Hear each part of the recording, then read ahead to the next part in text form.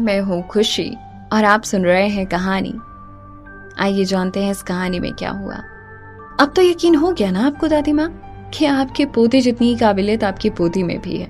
अगर आपका जवाब हाँ है तो यहाँ मौजूद सभी को बता दीजिए कि आप भी आज से बल्कि अभी से इस बात की पुष्टि करती हैं कि कमाल सिर्फ बेटे ही नहीं बेटियां भी कर सकती हैं। सभी दादी माँ के कुछ कहने का वेट कर रहे हैं। आकाश गुस्से में लाल हो चुका है और ऐसे में दादी माँ उठकर खड़ी होती है और कहती है, कंपनी में आई इस 500 करोड़ की इन्वेस्टमेंट का इस्तेमाल कैसे करना है इस बात का फैसला मैं खुद करूंगी और सबके सामने प्रेजेंटेशन दूंगी।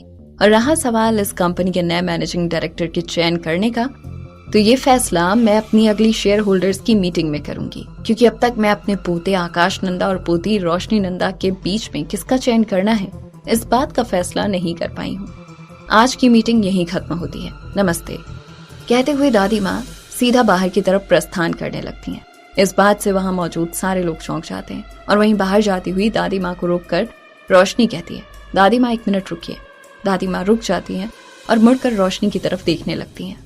रोशनी चलकर उनके पास आती है और बड़ी आदर के साथ उनसे पूछती है, दादी माँ आपने कहा था कि मेरे और आकाश में से जो भी कंपनी में ज्यादा इन्वेस्टमेंट लेकर आएगा आप उनको कंपनी का मैनेजिंग डायरेक्टर बनाएंगे, तो आज आपने वो फैसला क्यों नहीं लिया? दादी माँ रोशनी को लुक देती हैं और फिर आकाश को लुक देती हैं और फिर अपने स्ट्रिक्ट अंदाज में कहती हैं, वो इसलिए रोशनी क्योंकि तुम्हारी शादी हो चुकी है। हमारे देश में शादी के बाद लड़की का असली घर उसका ससुराल होता है, मायका नहीं। 3 महीने पहले तुम्हारी शादी अक्षय के साथ हो चुकी है, इसलिए हमारे एम्पायर का मैनेजिंग डायरेक्टर तुम्हें बनाने से पहले मैं फिर एक बार इस बात के बारे में सोचना चाहूंगी। दादी माँ ने जैसे ही ये बात कही वैसे ही अपनी हाजिर जवाबी वाले अंदाज में अक्षय बीच में कूदकर दादी माँ से कहता है, माना दादी माँ की रोशनी और मेरी शादी हो चुकी है, लेकिन उसने इस इन्वेस्टमेंट को आपकी कंपनी में लाने से पहले एक बार नहीं सोचा। जानती हैं क्यों? क्योंकि रोशनी इस कंपनी को अपना मानती है, अपने स्वर्गवासी पापा की मेहनत से खड़ी की हुई कंपनी मानती है। अपनी काबिलियत पर 500 करोड़ का इन्वेस्टमेंट लेकर वो अपनी खुद की कंपनी भी खोल सकती थी, लेकिन उसने ऐसा नहीं किया। इस बात को कैसे नजरअंदाज कर सकती हैं आप? एक बार फिर सोचिए और मेरी रोशनी को अपनी कंपनी का मैनेजिंग डायरेक्टर बना दीजिए, वो डिजर्व करती है ये पोस्ट, प्लीज दादी माँ। ये कहते हुए अक्षय की आंखों में आंसू आते हैं और अपने लिए अपने पति को खड़ा होते देखकर रोशनी की आंखें भी भर आती हैं। आकाश भी टेंशन में है कि कहीं दादी माँ अक्षय की इमोशनल कर देने वाली बातों में ना आ जाए और वो दादी माँ से कुछ कहने को होता है तब दादी माँ उसे हाथ दिखाकर रोकते हुए कहती हैं, मैं अपना फैसला सुना चुकी हूँ सबको। अगली शेयर होल्डर्स मीटिंग में मैं अपना चयन करके मैनेजिंग डायरेक्टर के नाम की घोषणा सबके सामने कर दूंगी। ये कहते हुए दादी माँ ऑफिस से बाहर चली जाती हैं। सभी एक दूसरे को देखते रह जाते हैं। रोशनी अक्षय को देखती है तो अक्षय उसके आंसू पोंछता है और आकाश इनकी बॉन्डिंग को देखकर गुस्से से आग बबूला हो जाता है। यहाँ रोशनी रोते हुए अपने घर में दाखिल होती है और अक्षय उसके पीछे पीछे अंदर आता है कहते हुए, रोशनी प्लीज रोना बंद करो, तुमने अपना बेस्ट किया है। मुझे पता है दादी माँ तुम्हें ही चुनेंगी मैनेजिंग डायरेक्टर की पोस्ट के लिए, ट्रस्ट मी। तभी एक आवाज दोनों को चौंका देती है, बिल्कुल मत आना इस कामचोर की बातों में। दोनों मुड़कर देखते हैं तो हाथ में पूजा की थाली लिए सीढ़ियों से नीचे उतरती हुई रोशनी की मम्मी रोमा नंदा वहां आती है। अक्षय अपनी सास को देखकर मजाकिया तौर से हंसता हुआ उनके पैर छूता है और कहता है, सासू माँ कभी तो अपने जमाई पर भरोसा करके देखिए, निराश नहीं करूंगा। तो जवाब में रोमा कहती है, हट परे, पास मत आइयो, कह देंदिया। रोशनी अपनी माँ से पूजा की थाली लेकर टेबल पर रखते हुए कहती है, मॉम अक्षय आपका जमाई है, यही सच है।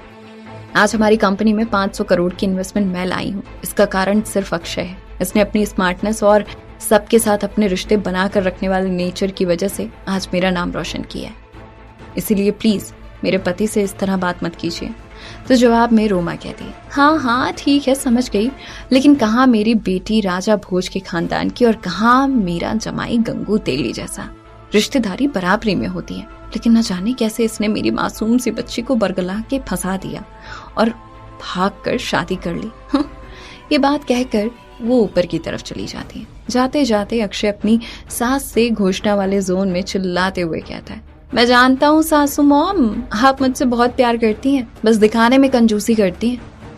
जैसे ही अपनी मॉम को अक्षय का इस तरह इज्जत देते हुए रोशनी देखती है, वो पूछती है, मेरी पूरी फैमिली तुम्हें हर रोज इतना सुनाती है, लेकिन तुम्हारे चेहरे पर ये मुस्कान हमेशा कायम रहती है। कैसे रहते हो तुम ऐसे हंसते मुस्कुराते हमेशा?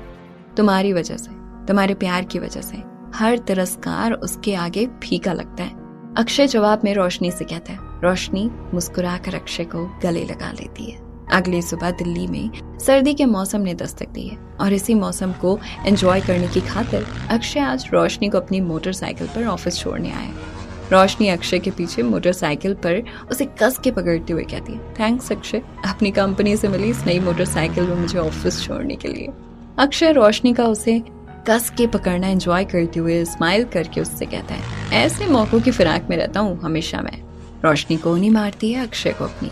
अक्षय जोर जोर से हंसते हैं। अचानक से रोशनी की नजर पास के नजारों पर जाती है और वो अक्षय से कहती है, बाइक रोको अक्षय।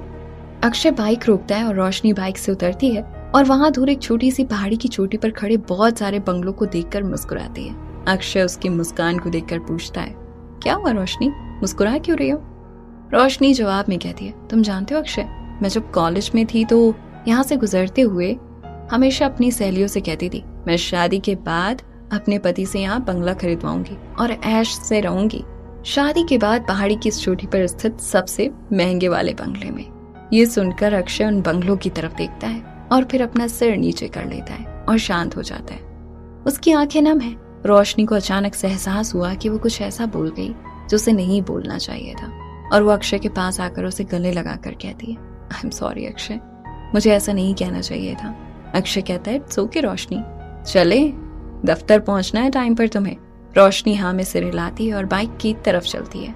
अक्षय फिर एक बार उन बंगलों की तरफ देखता है और अपने आप से कहता है, मेरी बीवी के लिए यहाँ का सबसे कीमती बंगला खरीदूंगा मैं, ये वादा है मेरा तुमसे रोशनी।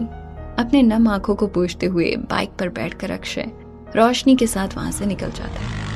यहाँ नंदा एम्पायर के बड़े से ऑफिस के गेट पर अक्षय और रोशनी अपनी बाइक के साथ एंटर होते हैं कि तभी एक बड़ी सी BMW गाड़ी एंटर होती है, उनकी बाइक को एक भयानक सा कट मारते हुए। अक्षय और रोशनी मानो अपनी बाइक से गिरते गिरते बचते हैं। अक्षय रोशनी को बाइक साइड में पार्क करता हुआ पूछता है, तुम ठीक हो ना? रोशनी हाँ में सिर हिलाती है तो अक्षय रोशनी को देखता है तो उसके हाथ में गेट से सटने की वजह से हल्की खरोच आई है। रोशनी की ये चोट अक्षय से देखी नहीं जाती और वो रोशनी का हाथ पकड़कर उस बड़ी गाड़ी के सामने जाता है। जैसे ही वो वहां पहुंचता है, उस बड़ी गाड़ी से हाई हील्स पहने शॉर्ट ड्रेस वाली एक लड़की उतरती है और अक्षय और रोशनी को इग्नोर करती हुई अंदर की तरफ जाती है। तभी गुस्से में तमतमाया हुआ अक्षय कहता है, ओ मोहतरमा, कहाँ चली? अक्षय की आवाज सुनकर वो मोहतरमा रुकती है, पीछे मुड़ती है। गुस्से में अक्षय उसकी तरफ देख रहा है, इस बात को नोटिस करती है। फिर अक्षय की तरफ बढ़ती है, रोशनी को एक लुक देती है और कहती है, ओह, तो मेरी कजन सिस्टर के गरीब पति ने मेरे साथ ये बदतमीजी की है जो करने से पहले दिल्ली का कोई भी आम इंसान 10 बार सोचेगा। लेकिन कोई नहीं, आप अनफॉर्चुनेटली मेरे जीजा जी हैं, तो आपकी ये गलती माफ करती हूँ अपनी कजन सिस्टर की खातिर। वैसे तो आपकी बदतमीजी का मुंह तोड़ जवाब दे सकती हूँ, लेकिन दूंगी नहीं। रोशनी को उसकी कजन सिस्टर अंशुल नंदा की बदतमीजी पसंद नहीं आती और वो उसे मुंह तोड़ जवाब देना चाहती है, लेकिन अक्षय उसे रोकता हुआ कहता है, नहीं रोशनी, कुछ मत करो।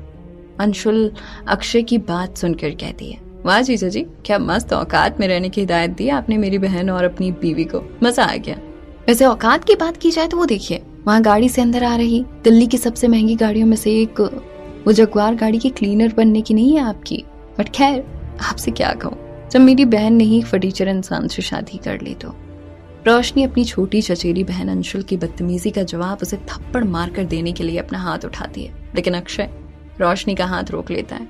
वो कुछ कहे उससे पहले गेट के अंदर आई हुई एक नहीं, तीनों एक जैसी दिखने वाली महंगी जगुआर गाड़ियां आकर अक्षय के सामने रुकती हैं। अक्षय गाड़ियों को देखकर थोड़ा परेशान है, लेकिन तभी गाड़ी से उतरता हुआ यूनिफॉर्म पहने का आदमी आता है। उसके पीछे यूनिफॉर्म पहने 5 और स्टाफ आते हैं और सारे एक साथ अक्षय के सामने झुकते हुए कहते हैं, छोटे साहब घर चलिए, बड़े साहब ने आपको याद किया है।